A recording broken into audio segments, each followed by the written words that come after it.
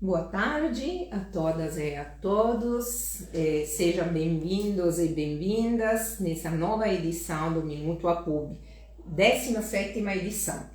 E hoje nós estamos aqui com um convidado de honra, temos o prazer de receber conosco o professor Beirão. Seja muito bem-vindo, Beirão. Muito obrigado, boa tarde a todos. É um prazer muito grande estar aqui com você, Marisa, e com o pessoal da APUB. Obrigada. Do APUB, né? Fiquei muito feliz de você ter aceito o nosso convite. Mas vamos esperar um pouquinho para conversar com o Beirão, porque nós temos muitas notícias para dar para todos vocês, né? Nós vamos falar hoje sobre o parecer da Consultoria Geral da União, que possibilita múltiplas progressões funcionais dos professores federais. Vamos falar ainda sobre a aprovação de um PL que extingue a lista tríplice, né, nas eleições para reitores das universidades e institutos federais. Vamos falar da quinta Semana Negra do APUB. Ainda vamos falar da presença aqui na UFMG do Marcelo Musto e vamos falar das recentes vicendas que tem visto protagonista a FAPEMIG e o governo Zema.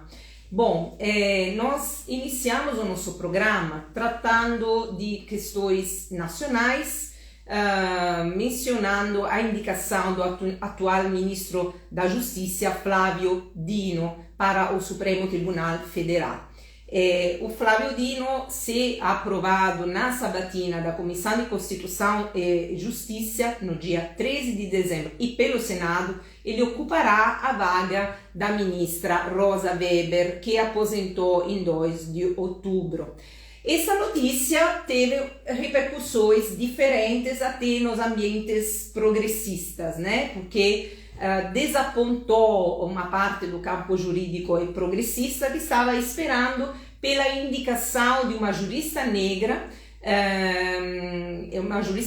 para fazer um pouco jus e compensar, né, uma falha histórica desse país com um povo negro. 56% da população brasileira é negra e no STF atualmente nós não temos um negro. Então nós conseguimos trazer para a nossa Semana Negra a Vera Lúcia Santana Araújo, um nome que foi endossado fortemente por várias entidades, dentro das quais a Associação Brasileira de Juristas pela Democracia, que eu mesma participo, e a própria Vera Lúcia Santana é integrante da Executiva Nacional da Associação Brasileira de Juristas pela Democracia. Ela é atualmente também integrante da lista tríplice que foi apresentada pelo STF para o Tribunal Superior Eleitoral. E a Vera, ela tem uma vasta experiência no campo do direito público e privado, com um significativo envolvimento com o movimento popular brasileiro, especialmente o ativismo negro. E para falar sobre a indicação de Dino ao STF, nós convidamos a Vera Lúcia para participar conosco deste Minuto APUB. Será que Vera Lúcia já está aqui conosco?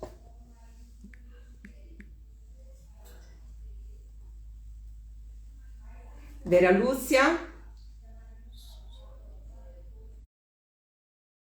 No entanto, eu quero dizer que a indicação do Flávio Dino foi saudada, né, com favor por grande parte dos movimentos progressistas. Mas há esta, como dizer, fica um pouco esta amargura, né, para não termos conseguido ainda um avanço do ponto de vista da democracia, da democratização do sistema de justiça. Flávio Dino é um grande jurista, uma pessoa de grande experiência, então temos certeza que ele cumprirá muito bem o seu mandato. Diferentemente da indicação que foi feita à PGR do Bonet, que não agrada os movimentos progressistas e que, com certeza, representa, nesse momento, um retrocesso. Mas, como se diz, a ver, né? Vera Lúcia está conosco? Então, Vera Lúcia vai entrar daqui a pouco, no entanto, nós avançamos com a nossa parte e voltaremos assim que ela conseguirá se conectar, né? Agora, no último dia 23 de novembro, o Jorge Messias, que é o advogado-geral da União, ele aprovou um parecer da Consultoria Geral da União que possibilita a progressão funcional dos professores federais e mais de um nível, de uma só vez, nos casos de ter ocorrido acúmulos nos intervalos exigidos pela Lei 12.772 de 2012, ou seja, a cada 24 meses. Então, conforme foi publicado no portal da Advocacia Geral da União, o novo entendimento parte da presunção de que a avaliação é de natureza declaratória, com direito à progressão ocorrendo no momento em que o docente atende ao requisito temporal, desde que cumpridas as atividades necessárias para progredir funcionalmente no período. Então, a ideia é que os professores não sejam prejudicados, já que mesmo que a administração pública não consiga concluir de imediato a avaliação de desempenho, os efeitos da progressão não ficam mais condicionados ao encerramento do processo de avaliação. E assim, dessa forma, os docentes não sofrerão mais com o risco de desconsideração de tempo de serviço para efeito de progressão de carreira que ocorre entre o fim do ciclo de 24 meses e o fim definitivo da avaliação. De maneira direta, o novo parecer, ele traz o entendimento de que o docente pode solicitar a progressão acumulada sem correr risco de que isso seja interpretado como salto na carreira, desde que cumprido o critério legal exigido, né? Então, se trata de uma vitória para a nossa categoria e também um avanço no que diz respeito, seja aos efeitos financeiros da progressão e da promoção funcional, quanto à natureza declaratória da avaliação. E agora, sim, o próximo passo para nós é lutar pela valorização dos nossos salários, em conjunto com todo o funcionalismo público. Nós estamos com uma defasagem que remonta a 2010, nós precisamos lutar pela melhoria das nossas carreiras, como, por exemplo, a simplificação dos níveis e a equiparação da carreira EBTT às demais de ensino superior. E o palco desses debates atualmente são as mesas de negociação, a mesa permanente, cuja próxima rodada está prevista para o dia 15 de dezembro e terá como pauta única as reivindicações econômicas do funcionalismo público federal. E temos também as mesas específicas em que apenas a carreira EBTT já começou a ser discutida. Há uma expectativa dos movimentos do funcionalismo público de que haja alguma proposta por parte do governo, sendo que na última rodada de negociações foram apresentadas propostas não econômicas, mas nada sobre a nossa recomposição salarial. Então, é hora de pressionarmos para garantirmos os nossos direitos e o APUB tem participado ativamente de todas as mobilizações. Me sinaliza aqui que a Vera Lúcia está já conosco, então vamos conversar com a nossa primeira convidada do dia, Vera. Vera? A gente está estabelecendo contato com ela. Agora só um momento. Esses são os problemas técnicos da direta. Vera?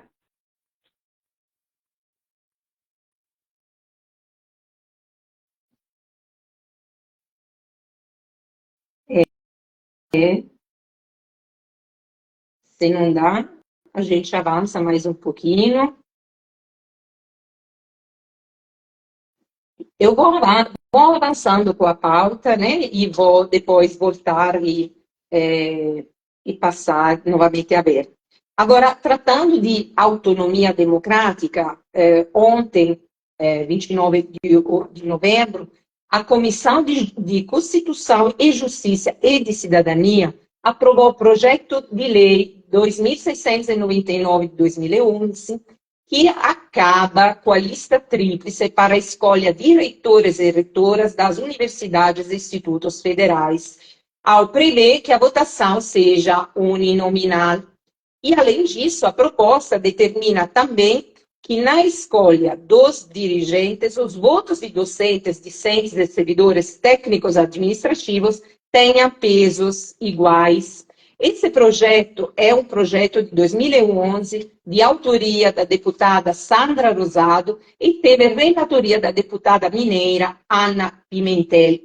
Bem, será que isso já é assim? Não, claro, esse é o primeiro passo. Foi aprovada na comissão, né? Ainda faltam várias fases. Alguém já deve ter pulado da cadeira, né, Vera? Cabe lembrar que o voto paritário e o fim da lista tríplice são reivindicações antigas da comunidade universitária e objeto de amplas discussões, tanto pelas IFES quanto por organizações e entidades científicas, estudantis, docentes e de servidores das instituições federais de ensino. A defesa da autonomia se tornou mais aguerrida durante o governo Bolsonaro, que reiteradamente ignorou o resultado do processo consultivo das IFES e nomeou interventores, reitores e reitoras, fora da lista tríplice. E a aprovação na comissão é apenas o primeiro passo, mas a mobilização precisa continuar a fim de que a proposta seja aprovada no Senado e sancionada pela Presidência da República. A discussão sobre justiça e democracia racial também deu a tônica da nossa quinta Semana Negra do APUB, que foi realizada nos dias 27 e 28 de novembro, com o tema Desafios na Construção da Democracia Brasileira. Nesse ano, a programação contou com debates que envolveram os três setores da universidade e também importantes exponentes do movimento negro nacional, assim como atividades artísticas e culturais. Assista ao registro em vídeo de todas as notícias no nosso canal YouTube. E abrindo as mesas deste ano, nós debatemos o desafio de democratizar o acesso ao ensino superior no Brasil. Para tratar desse tema, nós contamos com docentes, com técnicos administrativos, com estudantes da UFMG, e abordar as mudanças geradas pela política de cotas, assim como o que ainda é preciso para avançar. E sabemos que ainda falta muito para avançar. Esta mesa foi composta pela professora Rita de Cássia Augusto, do Departamento de Língua Estrangeira do Poltec, pela técnica administrativa em educação Cristina De Papa, coordenadora-geral do Sindifes, e pelo estudante Arthur Freitas, diretor de Negritude do DCE. E, além disso, o microfone foi aberto para que as pessoas da plateia pudessem expor as suas opiniões, dúvidas e comentários com um debate extremamente rico e proveitoso.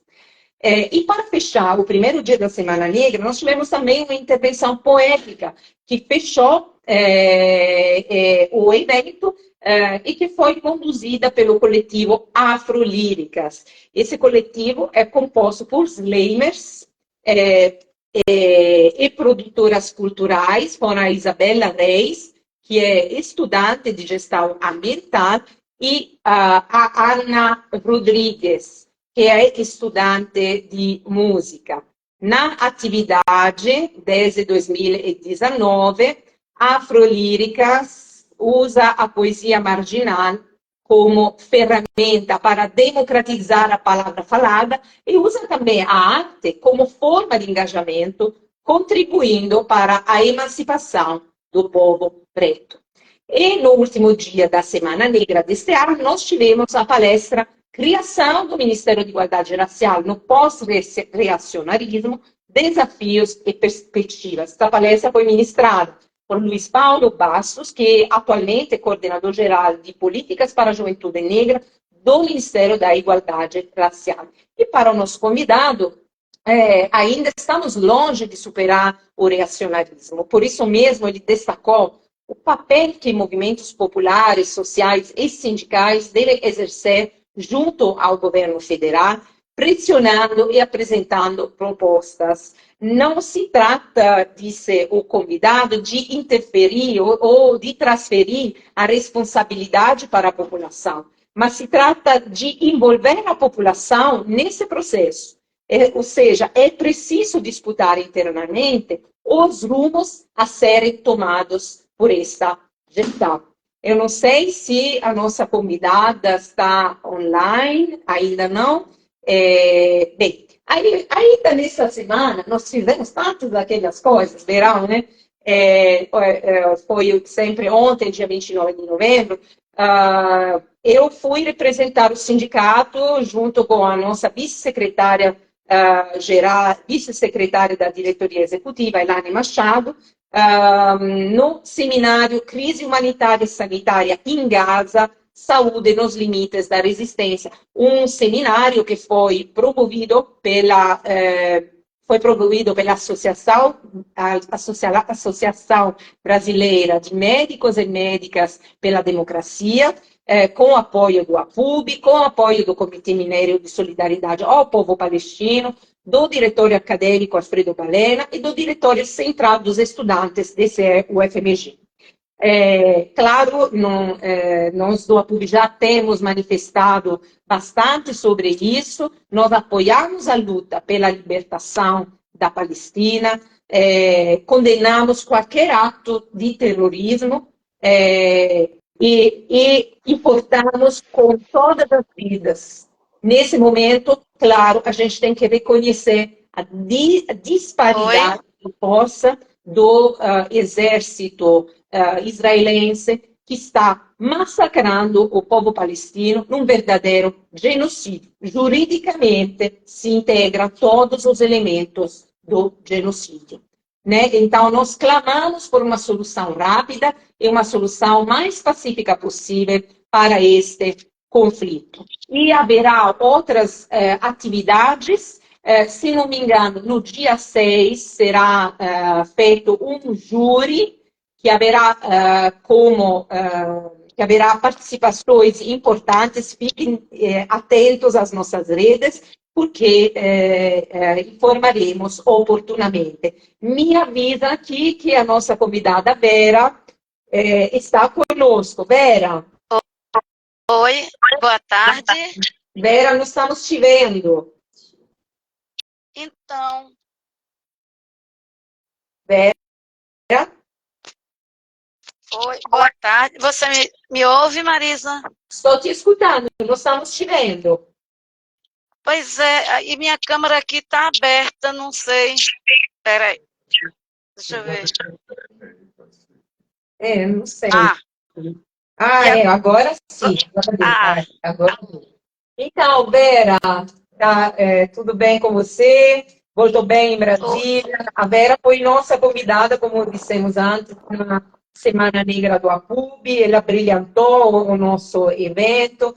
E agora recebemos a notícia da nomeação do Dino no STF, justamente durante a nossa atividade, né? Então, a Vera teve a oportunidade de fazer um comentário em direto. E eu gostaria que também nesse nosso Minuto APUB, a Vera pudesse se manifestar e fazer algum comentário sobre esta nomeação.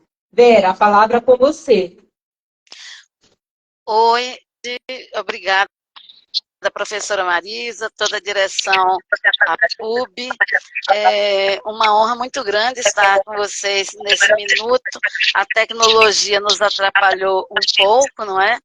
Mas, enfim, pois quis o destino que estivéssemos exatamente na atividade que compunha a programação do Novembro Negro, e quando recebemos a notícia de que o presidente Luiz Inácio Lula da Silva indicou o ministro da Justiça, Flávio Dino, para a vaga deixada pela aposentadoria da ministra Rosa Weber. Bom, o debate sobre a manutenção, pelo menos, de duas mulheres compondo o Supremo Tribunal Federal foi lançado por forças as mais diversas da sociedade, o próprio Supremo Tribunal Federal, por seus integrantes, e agregando valor a esse debate democrático, e é importante isso, a gente reafirma a soberania, toda a prerrogativa do presidente da República, a indicação da pessoa que a Constituição lhe assegura. Isso nunca esteve em debate. Mas, assim como a ciência, a gente evolui com tratamentos, com vacinas, as ciências sociais e políticas igualmente evoluem. Então, o debate inclusivo, o aperfeiçoamento das instituições democráticas, o perfazer do Estado Democrático de Direito, nos leva hoje à postulação legítima de que não há razoabilidade para que juristas e juristas negros fiquem alijados da composição do sistema de justiça, das instâncias de poder, do poder judiciário e das instituições democráticas como um todo. Então, assim, houve uma decepção, não podemos negar, né? Fizemos o L, defendemos o Estado Democrático de Direito, que em muitos momentos essa defesa se confundia com a defesa da liberdade do ex-presidente Lula, né, hoje presidente, para o bem da possibilidade de restauração do tecido democrático brasileiro, mas houve um desapontamento. Esperávamos, sim, que ao menos a representatividade de gênero fosse mantida na composição do STF e, indiscutivelmente, seria um avanço muito grande se a composição, a representação de gênero estivesse aliada à representação racial, ou seja, jurista negra no STF.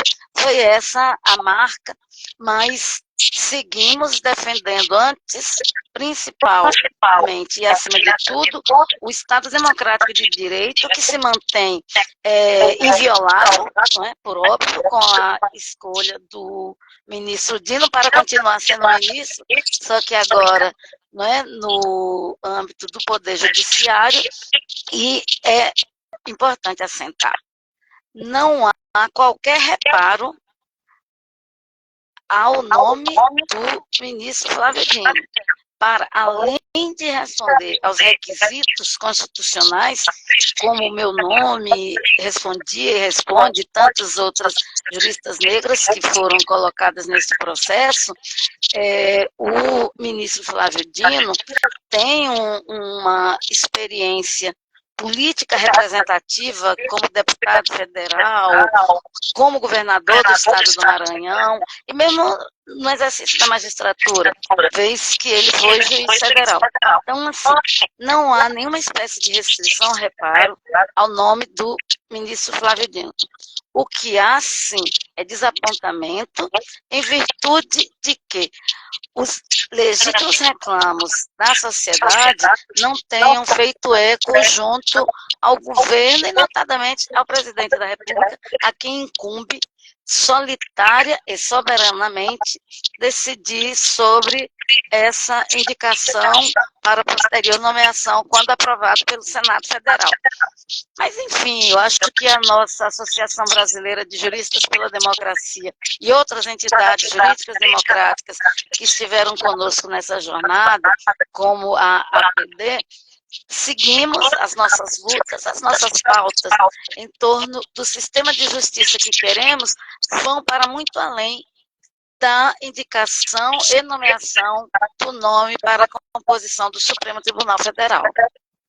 Obrigada, Vera. Acho que realmente é importante nesse momento continuar com essas reflexões. É importante dizer que havia apenas 2 mulheres no STF, uma saiu e não foi recolocada, uma mulher, então nós perdemos 50% das mulheres no STF.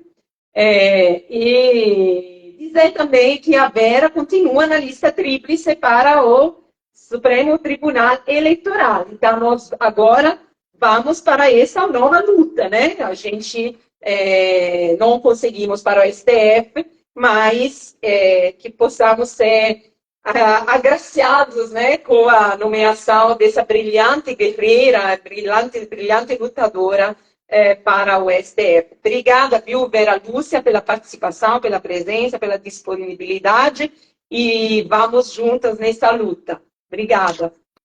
Muito obrigada pelo espaço, e é isso. Pela segunda vez, o Supremo Tribunal Federal me incluiu na sua lista tríplice para compor o Tribunal Superior Eleitoral, e esperamos que neste momento, com esta outra prerrogativa, né, também do presidente da República, a representação de jurista negra possa ser contemplada, e obrigadíssima demais por essa oportunidade de diálogo. Uma boa tarde para todas e todos vocês. Obrigada, Vera. Beijo, tchau. Beijo. Bom, e como nós temos aqui o nosso querido amigo, professor Beirão, hoje já podemos conversar um pouquinho sobre o que está acontecendo na FAPEMIG, Beirão.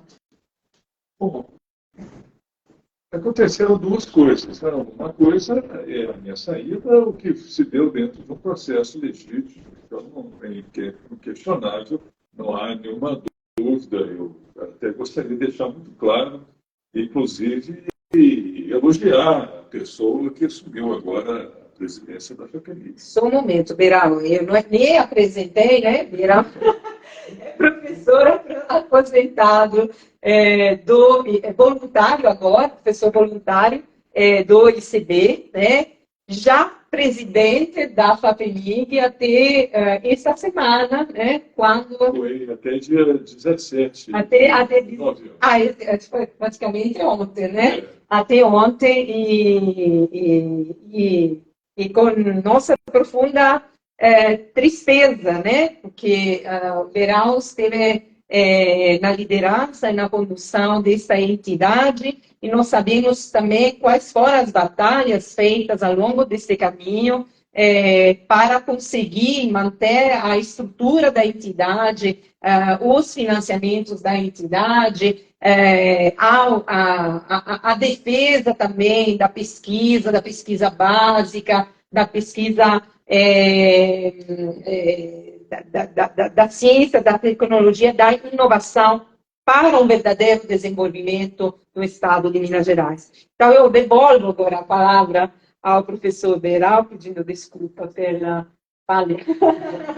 Não, sem problema. Mas, realmente, eu tive um período como presidente, exerci um mandato, né, de 3 anos, e até um pouco mais, porque tive um período que eu estive acumulando a diretoria de Ciência, Tecnologia e Inovação, então dá um pouquinho mais de 3 anos. Durante esse período, nós tivemos várias dificuldades e também alguns sucessos importantes. Quando nós assumimos, o desembolso que o Estado dava à FAPEMIG era muito aquém do que é estabelecido na Constituição.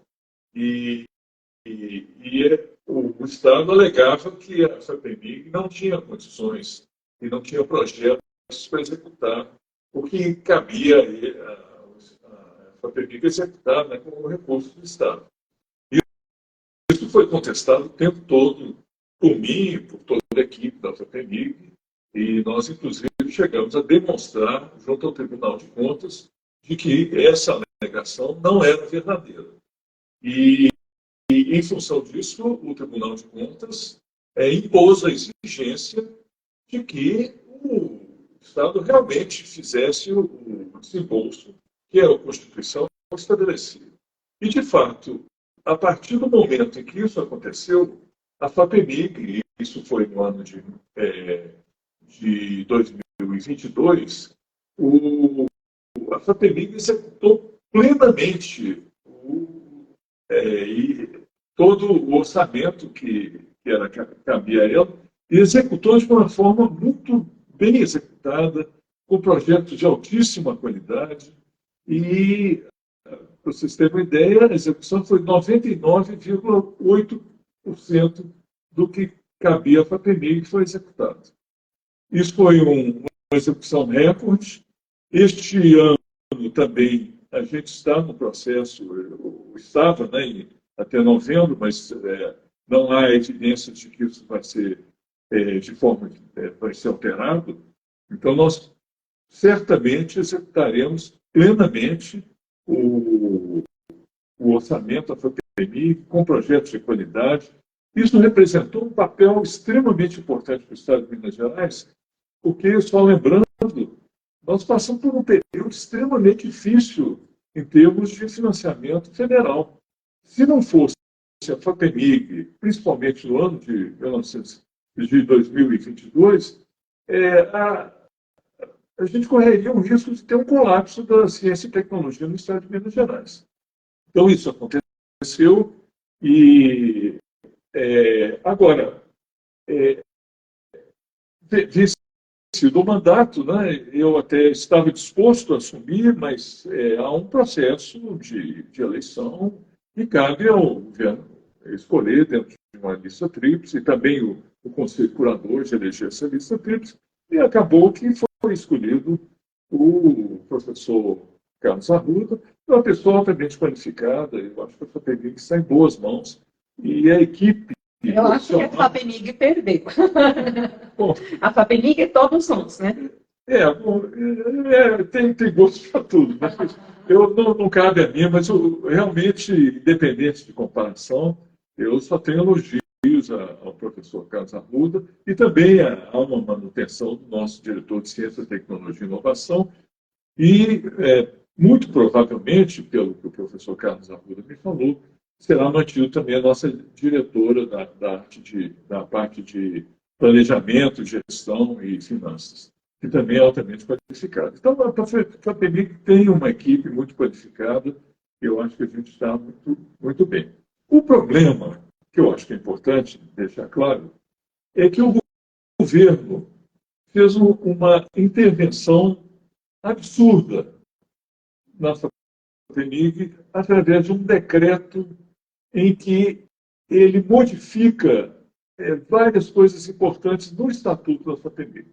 E o governo praticamente tem o comando, ele pode, a partir da próxima gestão, escolher o presidente, enfim, independente de lista tríplice, o presidente do Conselho Curador, que é o órgão máximo da FAPEMIG, será um servidor da Secretaria de Desenvolvimento Econômico.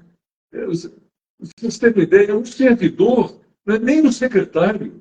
Porque se ainda fosse secretário, tinha um certo status. Né? Não necessariamente um professor, não, é um servidor. Ele pode ser...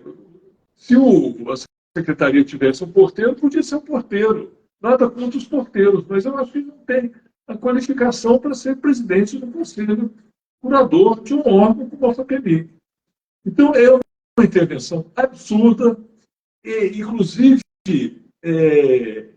do meu ponto de vista, é ilegal, porque o próprio governo, o governador Zema, ele tinha baixado um decreto estabelecendo algumas normas para decretos que alterassem estatutos de instituições do Estado. E uma das exigências é que fosse precedido de uma discussão ampla, inclusive ouvida a instituição, tanto a diretoria da FAPEMIG quanto o seu Conselho Curador, e também com um estudo mostrando a conveniência e a necessidade dessa alteração. Isso não foi feito. O governo alega que tem um estudo, mas, curiosamente, eu, enquanto presidente, eu pedi esse estudo e não foi apresentado, foi negado. Me parece que alguns deputados e deputadas também pediram esse estudo e foi negado. Tem uma alegação banal, né, de que o CNPq, o governo, o presidente do CNPq é uma designação direta do presidente da República, mas se esquece que o Conselho Deliberativo do CNPq não tem maioria do Estado, do governo federal. São 18 membros e apenas 4 desses são de escolha do presidente. Os demais são 14 são eleitos pelos pares. No caso do Conselho Curador da FAPEMIG, todos os membros são de escolha do governador, alguns a partir de lista tríplice e alguns de designação direta, de uma escolha direta. Ou seja, o Conselho Curador ele já é um conselho todo designado pelo governador. E agora também o seu presidente nega a esse conselho, inclusive, o direito de eleger o seu presidente. Então, é uma intervenção absurda e vai na contramão de todas as agências de fomento bem-sucedidas no mundo e no Estado. Aliás, do ponto de vista nacional, o país viu atônito, toda a comunidade científica vê atônita essa intervenção, porque a FAPEMIG era considerada uma agência modelo para muitas das instituições estaduais. E o próprio CNPq até copiou algumas coisas da FAPEMIG. Então, não há razão, e na verdade, uma intenção de comandar e de mandar. E aí, o outro problema que eu acho que é importante dizer é o seguinte: o Estado de Minas Gerais, o governo de Minas Gerais, ele não consegue entender a diferença entre uma agência de políticas de Estado e uma agência de políticas de governo. Uma agência de fomento, ela tem que ter perspectiva de médio e longo prazo também. É claro que há ações também imediatas, mas a mudança de paradigmas na ciência, a geração de novas oportunidades dentro de ciência e tecnologia, tanto para desenvolvimento econômico como para o desenvolvimento social, dependem de ações de médio e longo prazo. Se nós temos, por exemplo, um Centro Nacional de Vacinas que foi criado no ano passado, isso não foi uma coisa que se tirou, não dá em árvore. Isso é fruto de uma política de desenvolvimento de competência dentro do Estado na área de imunologia, na área de bioquímica, na área de ensaios clínicos. Tudo isso é fruto de uma atividade de médio e longo prazo. O que cabe ao governo, no meu entender, e na verdade no entender de todo o sistema de ciência e tecnologia do mundo, é que o governo deve até dar algumas diretrizes, apontar algumas direções onde se deve dar ênfase maior na pesquisa. E isso não acontecia dentro do governo do Estado de Minas Gerais. Só para dar um exemplo, por exemplo, se a gente pegar agora o governo federal, tem claramente pelo menos 2 diretrizes que estão colocadas. Uma é a substituição de energias baseadas em fósseis por energias renováveis para enfrentar a questão das mudanças climáticas. Isso é uma oportunidade muito grande para o Brasil, que já está avançado nessa área, e pode ser o país que vai realmente gerar tecnologias e ser modelo nessa parte de uso de energia renovável. Então, isso claramente está colocado e é claro que as agências vão se orientar nessa direção. Outro exemplo também é o SUS. Cerca de 70% dos insumos do SUS são importados. Muitos eles podem ser produzidos no Brasil. Então, há uma diretriz agora no Ministério da Saúde de desenvolver pesquisas para que a gente tenha a capacidade de suprir essa demanda, pelo menos parte dessa demanda no SUS. Seja em termos de medicamentos, de insumos, de equipamentos. Só para um exemplo dramático da Covid, o Brasil teve que importar máscara, porque não havia uma política orientando nessa direção. Então, isso é outra diretriz. Então, como eu estou usando esses dois exemplos, mas eu poderia usar outros, cabe aos governos dizerem a diretriz. Agora, quem vai saber que competências que nós temos, quem é que é capaz de desenvolver uma determinada área? Isso é a comunidade científica, com a participação também de outros setores da sociedade, inclusive de empresas, do próprio governo. Isso é que se chama de política de Estado. É uma política que ultrapassa os limites de um mandato. Apesar de eu ter explicado várias vezes para vários interlocutores do governo, aparentemente eles não conseguiram entender. Eu fico até pensando se eu não fui um bom professor.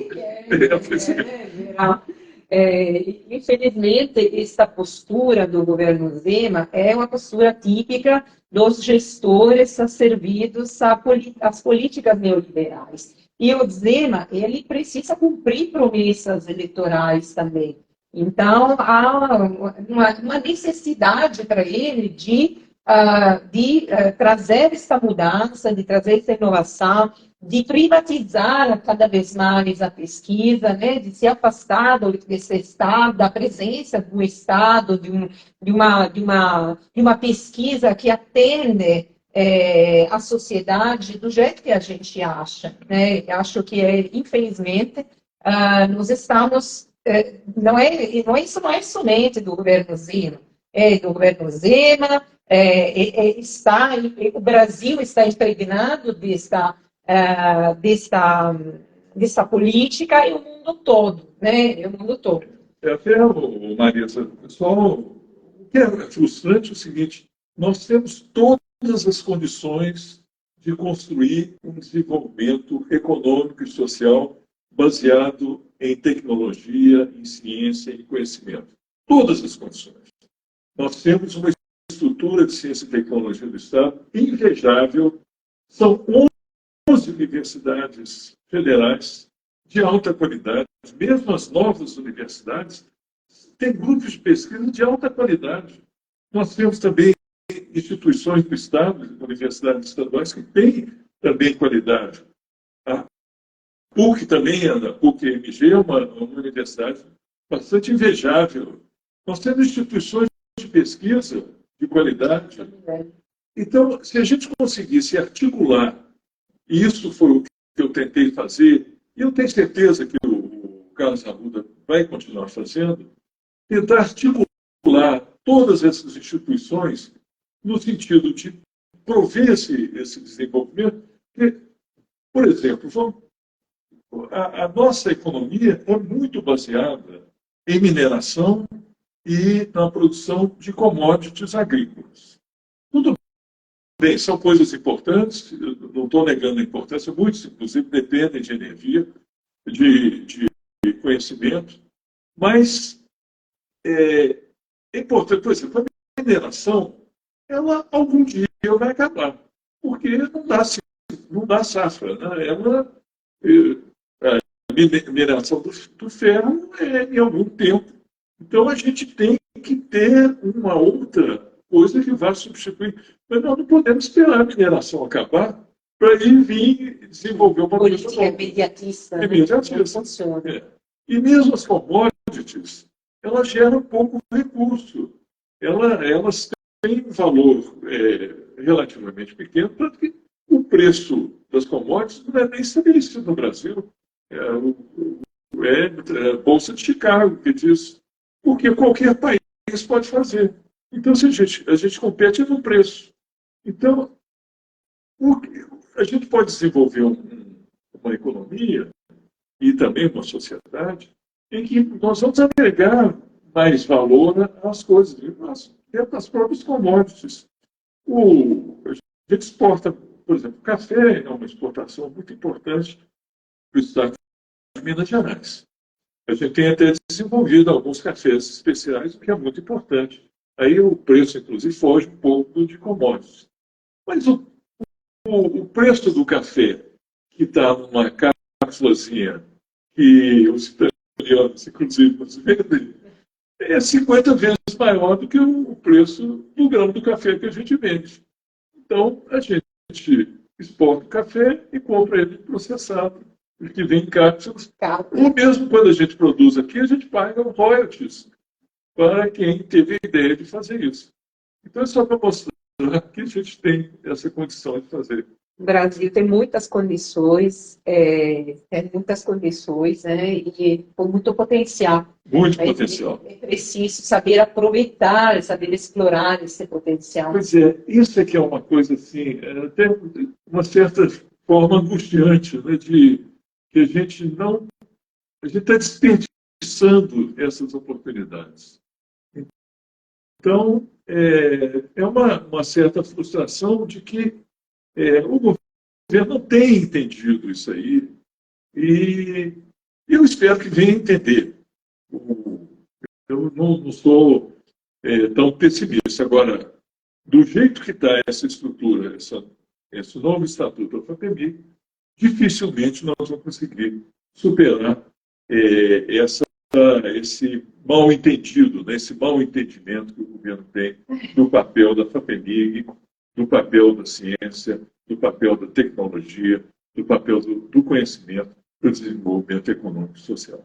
Então, isso nos diz que a gente tem mais essa luta agora para fazer, né? O APUB já entrou de cabeça nessa luta, assim que soubemos, nós divulgamos a notícia através de nossos totens, outdoors, porque através dos totens e outdoors que nós temos na UFMG, nós conseguimos alcançar também os não filiados, né? E a comunidade acadêmica como um todo. E a notícia foi divulgada, a notícia circulou, deixou muita perplexidade, muita preocupação na comunidade acadêmica. Vamos continuando, vamos manter contato, Beral, acho que o seu conhecimento também nos meandros da FAPEMIG e das questões mais estruturais da própria FAPEMIG pode ser importante para nos auxiliar nesta luta. E, por óbvio, a gente precisa de todos vocês que estão à nossa escuta, porque o sindicato é feito por todos os seus filiados. A diretoria sozinha não vai para lugar nenhum, né? Não vai conseguir nada. Mas muito obrigada, Beral, por ter aceito o nosso convite e por essas reflexões, né, que nos deixam com um pouco de amargo, né?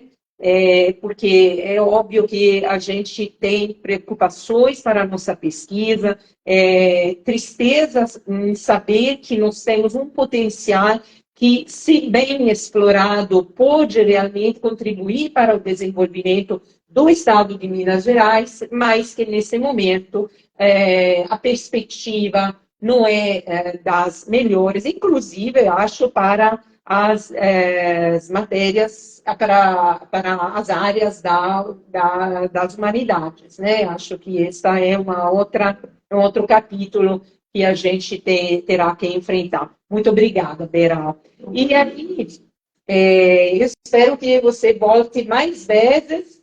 Beral, viu, participou do nosso churrasco recentemente. Gostou do churrasco? Fala aqui para os nossos filiados. Para quem não foi, perdeu. Ótimo. Foi muito bom. Bom, e na semana passada, no último dia 23 de novembro, foi lançado no auditório da Faculdade de Direito da UFMG o livro O Renascimento de Marx. O lançamento foi organizado pelas fundações de partidos e pelo APUB. A obra foi editada por realizada por um dos maiores estudiosos da obra de Marx, Marcelo Busto, professor da Universidade de York, Toronto, Canadá, e recolhe ensaios de 22 marxistas de diferentes universidades do mundo. Esse livro propõe uma importante reflexão sobre o atual momento do mundo, uma época dramática de regressão das culturas republicanas e democráticas, com o questionamento, inclusive, das dimensões civilizatórias dos direitos humanos. E para falar sobre essa iniciativa, a gente havia convidado o professor Juarez Rocha, que faz parte do nosso Conselho de Representantes, do nosso sindicato, mas que, infelizmente, nos comunicou ter tido um imprevisto e não poder participar. Nós comprometemos a chamar o professor Juarez nas próximas edições do Minuto a PUB. E aí, antes de finalizar o nosso Minuto a PUB, eu gostaria de chamar a atenção para um importante compromisso para todos os cidadãos e cidadãs que estão preocupados com a segurança e o bem-estar de nossas crianças e nossos adolescentes. Nesse domingo, dia 3 de dezembro, das 8 às 17, ocorrem as eleições para o Conselho Tutelar de Belo Horizonte.